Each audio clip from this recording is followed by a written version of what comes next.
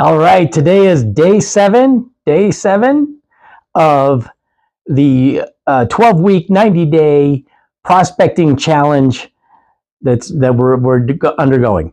Okay, 156 calls, 12 contacts, and it was a very good day.